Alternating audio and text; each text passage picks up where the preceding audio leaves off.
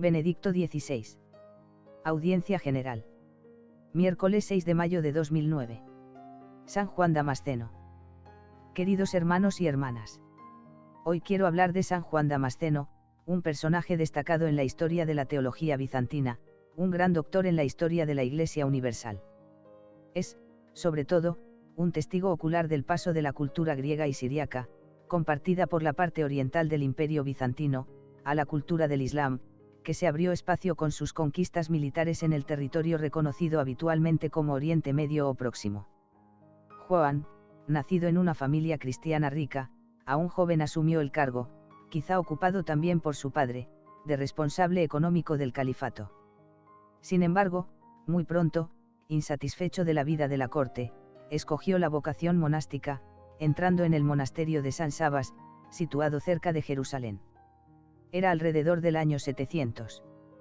Sin alejarse nunca del monasterio, se dedicó con todas sus fuerzas a las tesis y a la actividad literaria, aunque no desdeñó la actividad pastoral, de la que dan testimonio sobre todo sus numerosas homilías. Su memoria litúrgica se celebra el 4 de diciembre. El Papa León XIII lo proclamó doctor de la Iglesia Universal en 1890. En Oriente se recuerdan de él sobre todo los 3 discursos contra quienes calumnian las imágenes santas, que fueron condenados, después de su muerte, por el Concilio Iconoclasta de Yeria, 754. Sin embargo, estos discursos fueron también el motivo principal de su rehabilitación y canonización por parte de los padres ortodoxos convocados al Segundo Concilio de Nicea, 787, séptimo ecuménico. En estos textos se pueden encontrar los primeros intentos teológicos importantes de legitimación de la veneración de las imágenes sagradas, uniéndolas al misterio de la encarnación del Hijo de Dios en el seno de la Virgen María. San Juan Damasceno fue, además, uno de los primeros en distinguir, en el culto público y privado de los cristianos, entre la adoración, la treia, y la veneración. Prosquinesis: la primera solo puede dirigirse a Dios, sumamente espiritual; la segunda, en cambio, puede utilizar una imagen para dirigirse a aquel que es representado en esa imagen. Obviamente, el santo no puede en ningún caso ser identificado con la materia de la que está compuesta la imagen. Esta distinción se reveló enseguida muy importante para responder de modo cristiano a aquellos que pretendían como universal y perenne la observancia de la severa prohibición del Antiguo Testamento de utilizar las imágenes en el culto. Esta era la gran discusión también en el mundo islámico, que acepta esta tradición judía de la exclusión total de imágenes en el culto. En cambio, los cristianos, en este contexto, han discutido sobre el problema y han encontrado la justificación para la veneración de las imágenes. San Juan Damasceno escribe: en otros tiempos Dios no había sido representado nunca en una imagen, al ser incorpóreo y no tener rostro. Pero dado que ahora Dios ha sido visto en la carne y ha vivido entre los hombres, yo represento lo que es visible en Dios. Yo no venero la materia, sino al Creador de la materia, que se hizo materia por mí y se dignó habitar en la materia y realizar mi salvación a través de la materia. Por ello, nunca cesaré de venerar la materia a través de la cual me ha llegado la salvación. Pero de ningún modo la venero como si fuera Dios. ¿Cómo podría ser Dios aquello que ha recibido la existencia a partir del no ser? Yo venero y respeto también todo el resto de la materia que me ha procurado la salvación, en cuanto que está llena de energías y de gracias santas. No es materia el madero de la cruz 3 veces bendita. Y no son materia la tinta y el libro santísimo de los evangelios. No es materia el altar salvífico que nos proporciona el pan de vida. Y antes que nada, no son materia la carne y la sangre de mi Señor. O se debe suprimir el carácter sagrado de todo esto, o se debe conceder a la tradición de la Iglesia la veneración de las imágenes de Dios y la de los amigos de Dios que son santificados por el nombre que llevan, y que por esta razón habita en ellos la gracia del Espíritu Santo. Por tanto, no se ofenda a la materia, la cual no es despreciable, porque nada de lo que Dios ha hecho es despreciable, contra imaginum calumniatores, y, 16, ed. Cátar, pp 89 a 90. Vemos que, a causa de la encarnación, la materia aparece como divinizada, es considerada morada de Dios. Se trata de una nueva visión del mundo y de las realidades materiales. Dios se ha hecho carne y la carne se ha convertido realmente en morada de Dios, cuya gloria resplandece en el rostro humano de Cristo. Por consiguiente, las invitaciones del doctor oriental siguen siendo de gran actualidad, teniendo en cuenta la grandísima dignidad que la materia recibió en la encarnación, pues por la fe pudo convertirse en signo y sacramento eficaz del encuentro del hombre con Dios. Así pues, San Juan Damasceno es testigo privilegiado del culto de las imágenes, que ha sido uno de los aspectos característicos de la teología y de la espiritualidad oriental hasta hoy.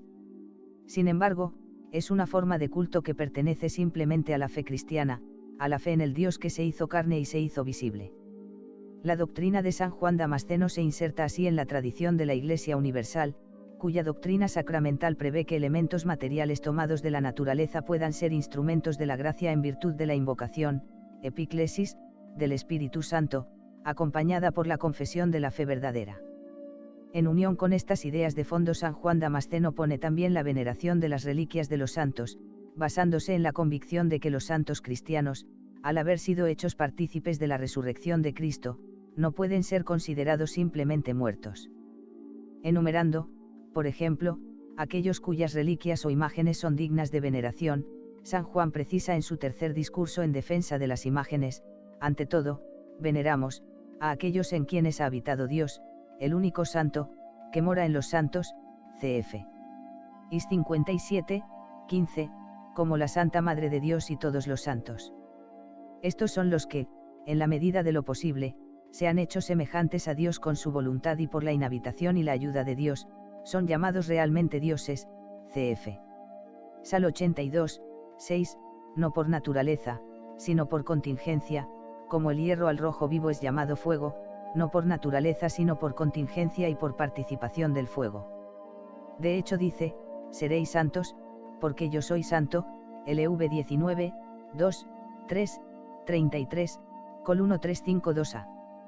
Por eso, después de una serie de referencias de este tipo, San Juan Damasceno podía deducir serenamente: Dios, que es bueno y superior a toda bondad, no se contentó con la contemplación de sí mismo, sino que quiso que hubiera seres beneficiados por el que pudieran llegar a ser partícipes de su bondad.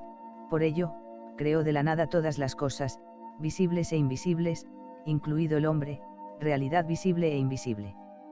Y lo creó pensándolo y realizándolo como un ser capaz de pensamiento, en noema ergon, enriquecido por la palabra, logo, y, simpleroumenon, y orientado hacia el espíritu, pneumatiteleioumenon, 2, 2, pg 94, col 865a.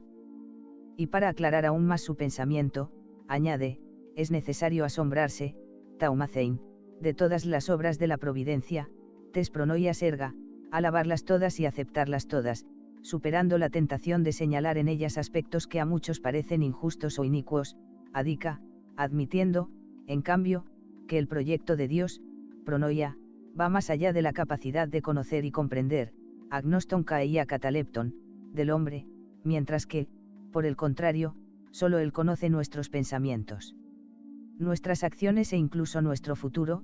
2, 29, pg 94, col 964c. Por lo demás, ya Platón decía que toda filosofía comienza con el asombro, también nuestra fe comienza con el asombro ante la creación, ante la belleza de Dios que se hace visible.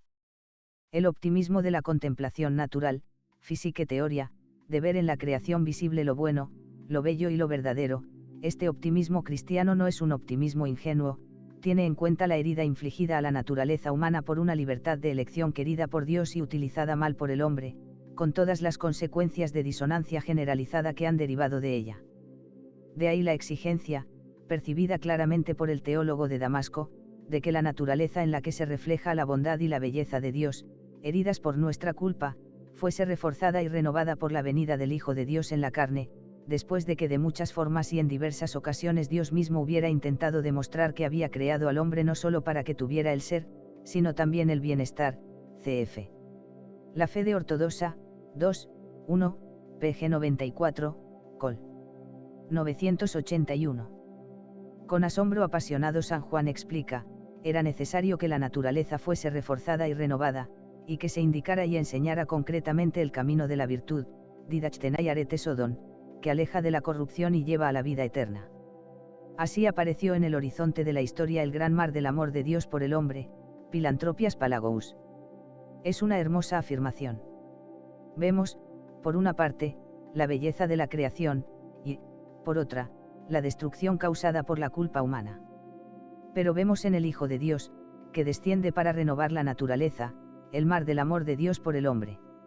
San Juan Damasceno prosigue, él mismo, el Creador y Señor, luchó por su criatura transmitiéndole con el ejemplo su enseñanza. Así, el Hijo de Dios, aun subsistiendo en la forma de Dios, descendió de los cielos y bajó, hasta sus siervos, realizando la cosa más nueva de todas, la única cosa verdaderamente nueva bajo el sol, a través de la cual se manifestó de hecho el poder infinito de Dios. 3, 1, pg 94, col 981 c 984b. Podemos imaginar el consuelo y la alegría que difundían en el corazón de los fieles estas palabras llenas de imágenes tan fascinantes. También nosotros las escuchamos hoy, compartiendo los mismos sentimientos de los cristianos de entonces. Dios quiere morar en nosotros, quiere renovar la naturaleza también a través de nuestra conversión, quiere hacernos partícipes de su divinidad. Que el Señor nos ayude a hacer que estas palabras sean sustancia de nuestra vida.